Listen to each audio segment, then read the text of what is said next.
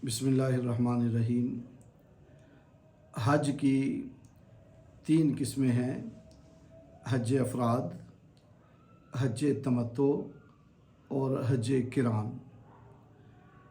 हज अफराद वो लोग जो हदूद हरम में दाखिल हों, हदूद हरम में हों, हज के दिन हों और वो हज करना चाहें तो वो 8 ज़ुल्हज को एहराम बांधकर, अगर बाहर से आए थे तो तवाफ़ कुदूम करेंगे और वो पहुँचेंगे मिना में।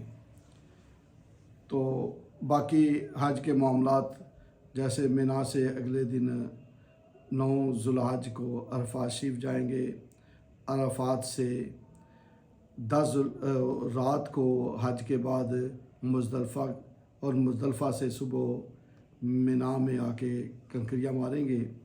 और ऐसे ही हज जो है वो उनका जैसे दूसरे करते हैं करेंगे, थोड़ा सा फ़र्क है, वो इंशाल्लाह डिटेल के साथ बाद में मैं अर्ज़ कर दूंगा। सिर्फ आज हज की जो अक़साम हैं वो बयान करना मकसूद हैं। और हज की दूसरी किस्म है हज तमत्तो। जो हज हम करते हैं उसका तरीका ये है कि बंदा अपने वतन से जब चलता है तो मिकात से पहले एहराम बांधता है।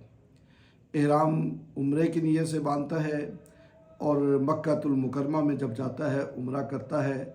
उम्रे के बाद एहराम से बाहर आ जाता है और एहराम की सारी पाबंदियाँ उससे ख़त्म हो जाती हैं।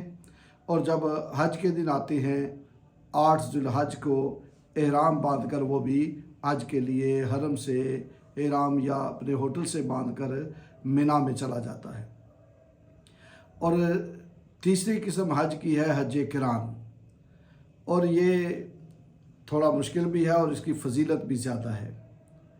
आम तौर पर जो हम हज करते हैं वो हज तमत्तो होता है, और जो लोग मुशक्क़त ज़्यादा बर्दाश्त कर सकते हैं वो हज किरान करते हैं। और ये फजीलत में भी दूसरे हज जो है उनसे ज़्यादा मर्तबा और फजीलत रखता है।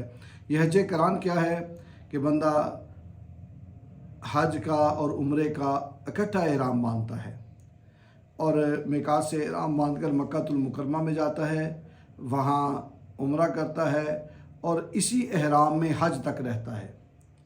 हज अगर एहराम गंदा हो जाए, नापाक हो जाए, मैला हो जाए तो चादरें बंदा बदल सकता है, लेकिन जो एहराम की पाबंदियाँ होती हैं वो इस पर लागू होती हैं और वो हज तक इसी एहराम में रहता है। इसे हज किरान कहते हैं। अल्लाह रब्बुल इज़्ज़त हमें भी हज की सआदत से बहरा याब फरमाए और हमें भी अपने पाक देश की हाज़ी नसीब फरमाए। तो आपको पता चल गया होगा कि हज की 3 अक़साम हैं: हज अफराद, हज तमत्तो और हज किरान। अल्लाह ताला हमें अमल की तौफ़ीक़ अता फरमाए।